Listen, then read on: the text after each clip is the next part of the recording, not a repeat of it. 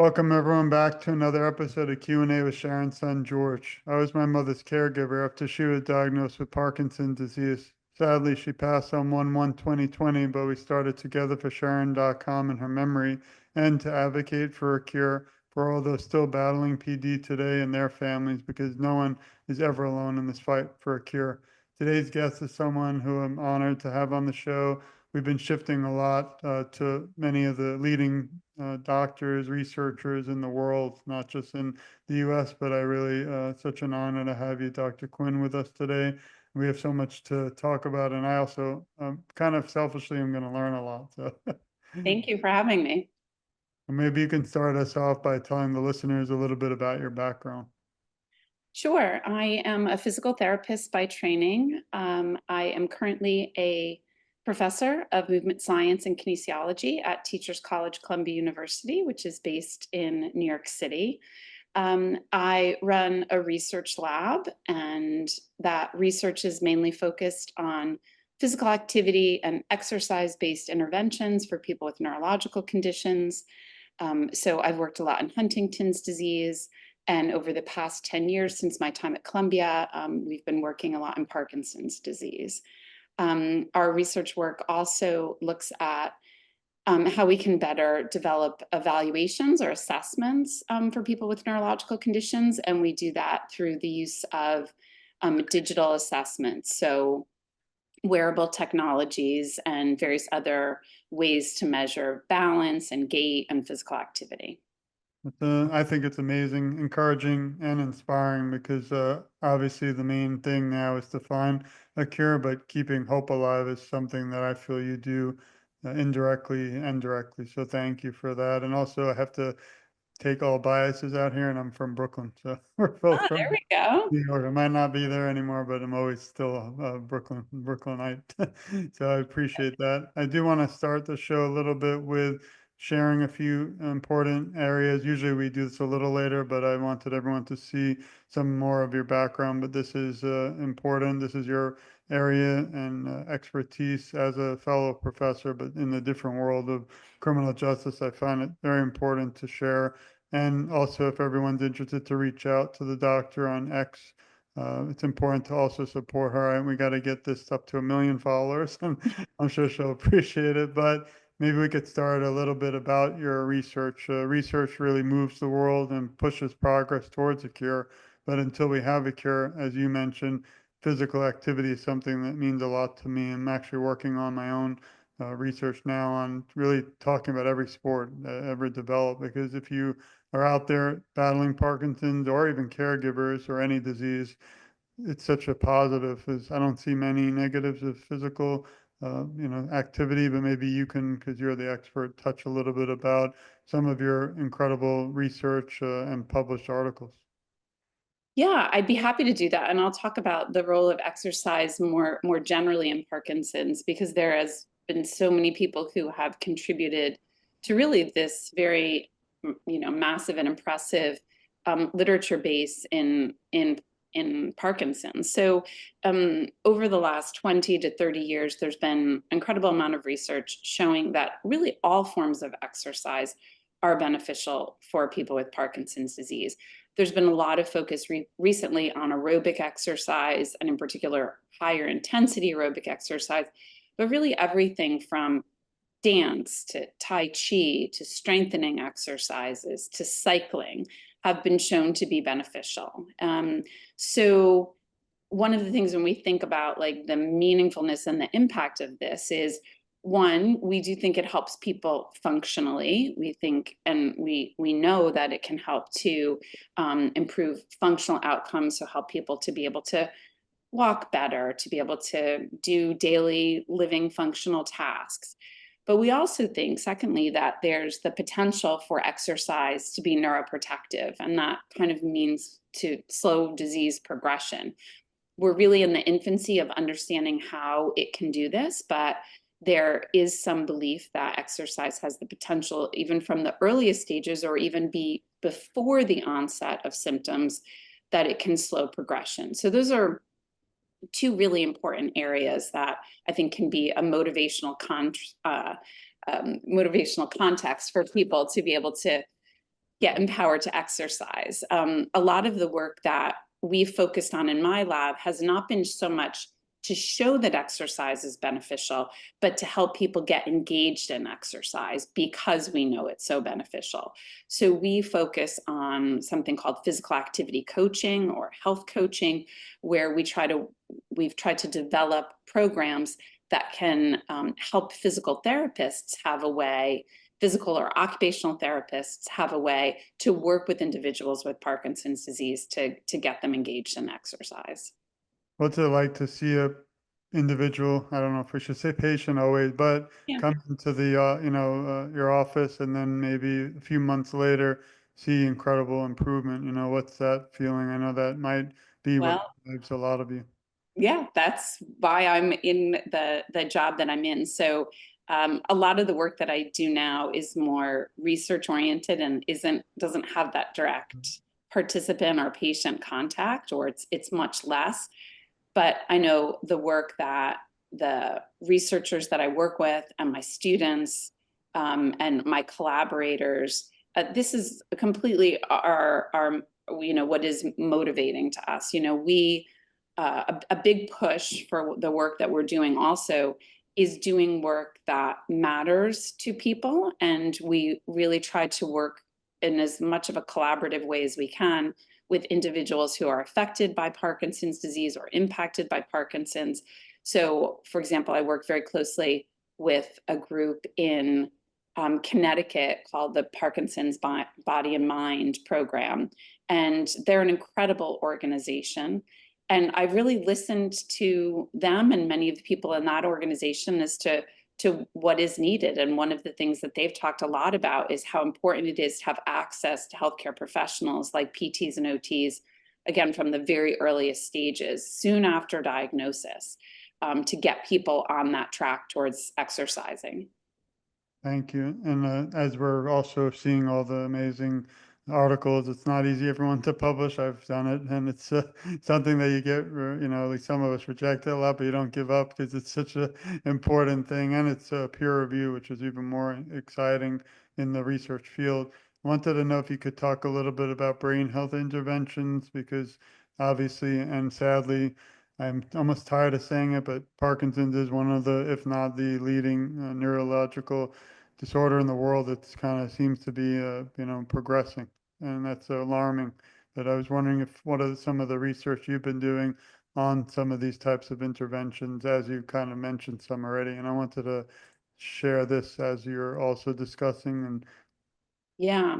Yeah. So I'll tell just a little bit about the work that we're doing in the lab. So we have two um, main focuses within the lab. One is, well, three, but I'll focus on two of them. So one is trying to help to um, develop and test physical activity coaching interventions across a range of neurological diseases.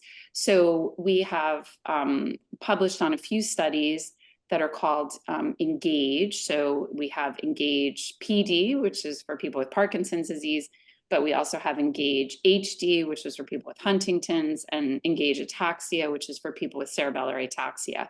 But the underpinnings of these interventions are really focused on behavior change interventions. So helping people who have difficulty engaging in exercise to be able to do so. And in doing that, I think the real key part here is the individualized nature of these interventions. So, many doctors now will advise people to exercise. And that's really important, to even just for doctors to be able to say that and to encourage people, because many people will really listen to their doctor. But it's really difficult to go from knowing that someone should exercise to knowing exactly what to do and what's beneficial specifically for them given their condition, right? Many people with PD present very differently. They might have more cognitive types of impairments. They might have a range of different types of motor phenotypes, different ways that the disease progresses or presents itself. So what we try to do in our coaching intervention is really tailor that to the individual. And so we've had some really positive impacts on showing improvements in physical activity and also self-efficacy for exercise. That's also people's belief that they can actually engage in this exercise. So that's been a main focus. The other part that I want to address that we really have focused on in the lab is working with community-based participatory research. So working within our communities to try to identify, again, what are the specific needs that people have in the community and how can we help to address them from a research lens. And so that work really led to the work of the PD Movers book, which I know we talked a little bit about earlier, and there it is there. So this is work that we did with community partners, and the driving sort of question or issues that led us to developing PD Movers was that we recognize the very high level of health disparities and health outcomes in individuals who are Black or African American in terms of getting diagnosed with Parkinson's disease early enough and what their outcomes were as they progressed through the disease. So we knew that they had poorer outcomes and that they had lower rates of actual diagnosis. And we worked with our community partners to try to identify some of the root causes of this. And one of the outcomes was the development of the PD Movers book, which is freely available. And it's a resource for the Black and African American community, developed by members of the Black and African American community. So I was a consultant on this, but all of the work was done by members of the community, including the drawings. And we had a graphic designer who was from the Black and African American community. And I think this is a really important type of product that we need to have more of in the Parkinson space. I appreciate how much you work with other organizations and also the regular people, because sometimes researchers, they're in the lab and don't really get to see those outside individuals. And that's really fascinating. And ironically, we wanted you on the show to talk a lot about your research, but oddly enough, PD Movers is some organization I hold close to my heart. I've actually had that honor, and they'll be listening, I hope, that Denise and Bernard, to hug them live at the Unity Walk. And they've been on the show, but also both Angela, Richard, and so many others in the community are our family too. And I actually have to admit too, I didn't know that you were one of the most important people in this project. So thank you for all that, because this is just another reason why I love the show, because, if we reach just one person out there who didn't know how important PD Movers is and your work and research, then we've changed the world for the better. So thank you again for all that you do.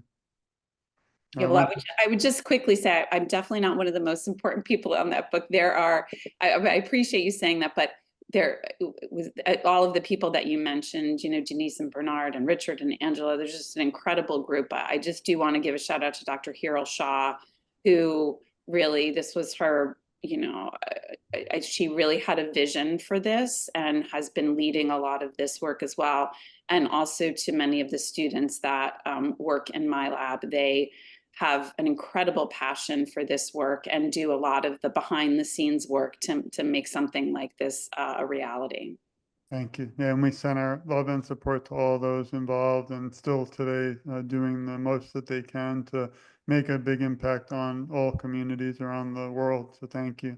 I wanted to also move to this, but how did you discover the Michael J. Fox Foundation, and what drove this also important pamphlet, but also progress? Yeah, I was really excited about this this book that we collaborated on with the Michael J. Fox Foundation. So this book came directly out of the work that we did in the Engage PD study. So in that study, we developed a workbook that we gave to every participant who's been in our study, and we tailored this if for Parkinson's disease or Huntington's or ataxias with stories and information that was specific for those individual diseases, but it was based on and grounded in the concept that exercise is beneficial across the board. So we talked to the Michael J. Fox Foundation and specifically Rachel Dolan, and we decided to collaborate on this and develop this really expanded and I think beautiful version of the book. We worked closely with community contributors, so people who had Parkinson's. Every person that is pictured there has Parkinson's disease.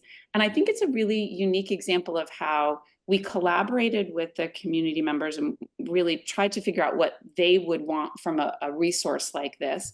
But we also wove in the research. So it's very much grounded in evidence-based practice. There's little sidebars that have examples of research that we have drawn upon to make these recommendations. But it's also linked in with really, I think, beautiful and inspiring stories of individuals and how they've overcome their own challenges, and what some of the how they have incorporated some of these guidelines into their everyday life. And there's Denise and Mhm. Bernard right there. Yeah. They'll probably be watching along, and we love everybody in the book and also everyone listening, and appreciate everybody's support. Please also, again, follow Dr. Quinn on X, and we'll share all these, including this one, links so everybody can download it for free on your own too. But I can spend 20 hours reviewing all this because I think it's such a beautiful thing. And I also like illustrations and photos because it really brings it all to life. It's one thing, reading journal articles is not always for all the, everybody, but when you do see this and how it's applied to so many really easier to read types of motivation, I think that it's just beautiful. And again, it's the first time I've seen it, although I know a lot about PD movers and of course Michael J. Fox, but that's again very important because I hope everyone out there listening will share this and also support the doctor, but also all that they're doing to help improve your lives. As we still, unfortunately, don't have a cure, but we do have so many things out there for those battling PD today and caregivers. So, wanted to thank you for sharing that too. We get to the next and kind of, I don't like to say final, but I will, but I do believe after this show ends that we do have to keep this conversation going. It doesn't end until there's a cure. So this research, I know you'll be working hard, not just on this, but other, and I'm really excited to see as it unfolds. And maybe we can now talk a little bit more about you. And as we spoke earlier, you do not have to answer them. You can take a pass. Can you list 3 words? I always love these because it really brings us inside the world of, a lot of your work, not just the, kind of importance, but this is the fun part, I say, even though the whole show I hope is fun. But can you list 3 words that describe who you are? Um, okay. Organized. Mm, athletic. Some people might argue with that, but I feel like I'm athletic. And self-motivated. Thank you. And these questions, we like to make our show stand out from others. So this is this is a hard one, I think, but is there one moment or most memorable moment that stands out through most of your work with awareness today that you can share? Yeah, there was. It was in 2020 and around the time of the George Floyd protests and a lot of the changes that were happening in the midst of the COVID pandemic, that Dr. Shaw and I think, began the work with the PD movers and started having some really deep and very honest conversations that really opened my eyes to a lot of the health inequities and some of the underlying reasons behind them. I know there's many other times, but that is probably the most recent and it's most, I think, impacted the journey that I've been on now with this work. Thank you. This is not, again, always easy because you're helping individuals sometimes who are struggling, but obviously we're hoping for benefits and positive outcomes. But I don't know if you could share who helps you during times of struggle, because again, must be difficult when something, might not work, even though you have to just keep going and try something different. But is there someone we can also thank and send our love and support to in your life? Plus, I know all those amazing researchers at the lab. We just want to also take time to thank them because I know in my life I wouldn't be able to do what I do if it wasn't for my family and friends, but we want to thank all those who help you do the incredible things you do. Yeah, well, that's very, very nice. So I have to just lump my family into 3 people, which would be my husband and my 2 daughters, Annabelle and Samantha. So one of the things that's very hard as a researcher is you get a lot of rejections in terms of grants and publications. So I've had a long journey in getting grant funding, and last September I got one of the grants that I had been really working for a very long time on, and my family have been there beside me through all of the rejections, but they were my biggest cheerleader when I got that grant. So that's been wonderful. Well, we send our love and support to the entire family and all the staff to help support you. Can you share who your hero and inspiration is? Because this is not, again, this the easiest career, but it's also, I think, one of very inspiring.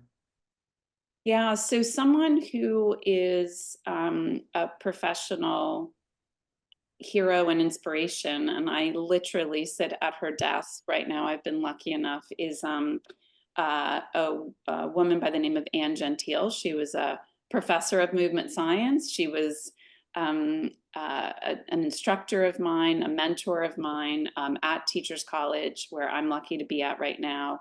And she really opened my eyes to understanding. It's a bit of a turn, but how people learn and relearn motor skills, and the really important role of physical therapists in helping people in recovery of function. And so she is really a guiding light for me. Thank you. And if you could have a kind of time machine and go back 10 years to speak to or an earlier, just starting out, maybe Dr. Quinn, what would you tell her after you've learned, so much? Oh, yeah, I was so naive. Um, yeah, I would say I think one of the things that is difficult in my space is, in order to be really successful in research, and particularly things like grant and writing, is to be very, very focused. And I have started out trying to be very focused, but I get very interested in other things. And so it has actually, I think, served me quite well to allow myself some level of distraction, so that I can pursue things that are maybe not perfectly on this scientific path, but that have really important implications as well. So I would say to myself, give yourself some grace and a little bit of latitude to explore, but keep your eye on what the ultimate goal is. I think it's definitely a learning experience. And if we ever have that opportunity to go back, I mean, I'm sure the younger Dr. Quinn would appreciate it. If you were asked to write a script to a movie about your life story, what would you call it and what actress would play your role? Oh my gosh, I cannot answer that question. No, I Yeah, have to well, that one will be to be continued. pass. Well, I really wanted to thank you for your time and all the things you do, but it really truly inspires me. Some days I have, as everyone, tough days, tough times, and seeing your research and your work and all that you're working hard there 24/7 pushes me personally to keep going as well. I was wondering if you could leave the Parkinson's community today with some words of encouragement. What would they be? Yeah, well, it would be that there's so many people working on evidence to try to help to support a range of interventions, and that I think that there's a lot of hope underlying those. I also know that things like exercise and doing physical activity, and there's such a push for it that it can, but I think it's important to recognize and appreciate that it can be hard to do that, and to give yourself some grace. And even, if you're just going for a 30-minute walk, that's, better than, spending those 30 minutes, sitting on the couch. So I would give people grace and understand how challenging it is, but also know that there's a lot of people there that are working to help provide support. And I would also encourage people to go and seek out physical therapists or occupational therapists to help people on their journey. Well, this has really truly been an honor. And again, a conversation I feel that needs to continue after the lights, camera, and paparazzi leave today. So I'm again grateful for your time. And I just have a little message for you, doctor, and everyone listening. We love you, we support you, we care a lot about you, and you're never alone. I, along with the doctor, will advocate for you, and together I feel our voices are so much stronger. And as I mentioned earlier, I end the show usually with I'm just getting started, because even though we all have issues and things and health even, and then the world today, and some of the events you even mentioned earlier, we have to keep fighting until the cure is at everybody's doorsteps around the world. And I'll be able to rest tonight knowing that there are incredible researchers and people like you, Dr. Quinn, out there doing just that 24/7. So thank you again for your time. And again, everyone, please support Dr. Quinn and all her research through X and also the links we're going to share. But it's been, again, a pleasure and such an honor. Thank you, Doctor. Thank you very much. And thank you for all you do. I'm inspired by you. I appreciate it. And again, I just want to thank everyone too for listening. This has been another episode of Q&A with Sharon's son, George. Please stay tuned. We have so much more work to do, so much more to come, but you can be sure the doctor and I will be fighting right along your side until the cure is at your doorstep. Thanks, everyone. We send our love and see you soon. Thank you.